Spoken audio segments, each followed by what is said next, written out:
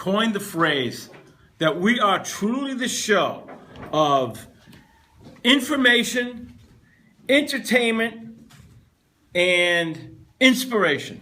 And think about today. We had James Hodge talked about a historical event of Anissa Moore being the first ever African American voted to city council. Then we had the awesome musician Justin B. Good. So there's our entertainment. And now we turn it over to Joe Satriano for our inspiration. Because every week, Joe gives us great inspirational stories. Without further ado, Inspiration with Joe Satriano. Thank you, Howie. Thank you very much. Another wonderful Sunday night here at WGBB. And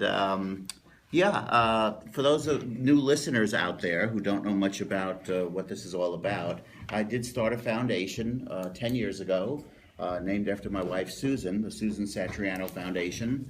I give out scholarships to high school seniors who unfortunately have a parent who's either passed away of cancer, presently battling, or in remission. And in 10 years, I'm so proud to say that I have given out well to over 900 kids across the nation, well over $500,000 in scholarships. So one of the wonderful perks that happens with giving out these scholarships is that I ask each school to give me 20 minutes with each child. Reason being, not to select one against the other, but merely just to give these kids a chance to talk and to let them air it out. For many of them, it's the first time that they've ever talked about what's going on at home, either losing a parent to cancer or watching the demise of the parent. So the wonderful perk that I get out of this is that I get to meet wonderful, wonderful kids. And I'm going to tell you about one of them today. Her name is Allie. She was a student that I met from a New Jersey high school about 2 years ago. Now, Howie, you have children. Yes. Did you ever bring your kids to a corn maze on a farm? Absolutely not.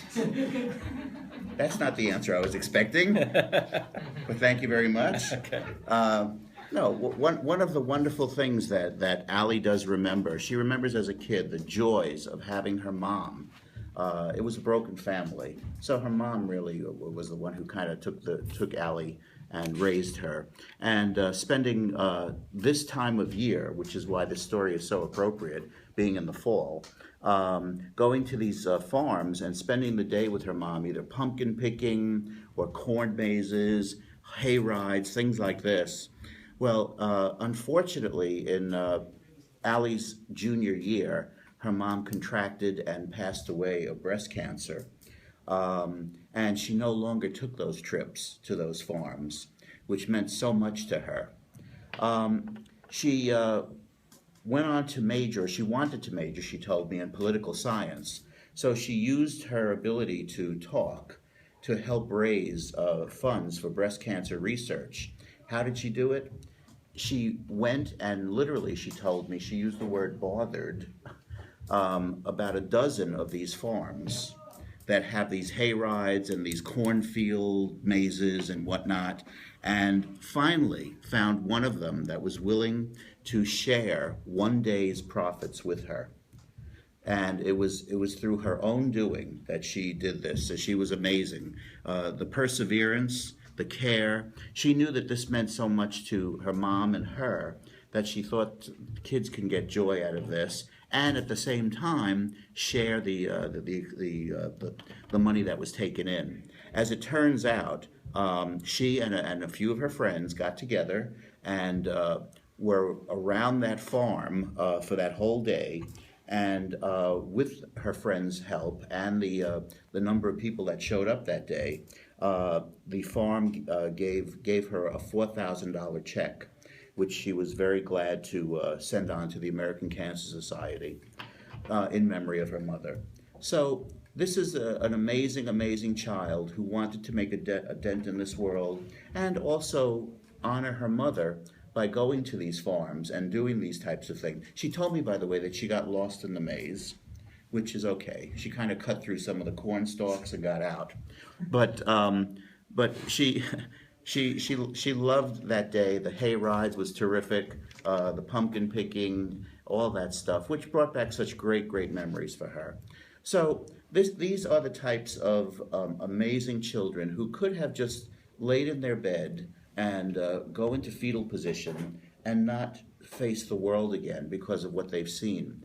But instead, she wanted to make a difference. By the way, I'm happy to say that she is at Penn State presently, and she is majoring in political science. And you talked about the politicians.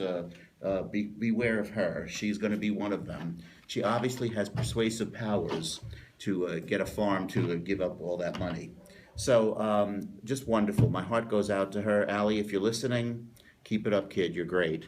If I just may quickly say, my inspiring, humorous book called In Sickness and in Health, A Memoir of Love, is on sale now. Why do I bring it up? Because 100% of the proceeds of the book goes to the foundation, thus helps kids with scholarships. I'm so proud to say that even though, yes, I was a math teacher by trade, I did manage to find some words to put in this thing. And people are reading it, which is amazing. Since it's been out, which we're going on now 5 years, 5.5 years, the book has raised over $18,000 for the foundation. Yes. Yeah.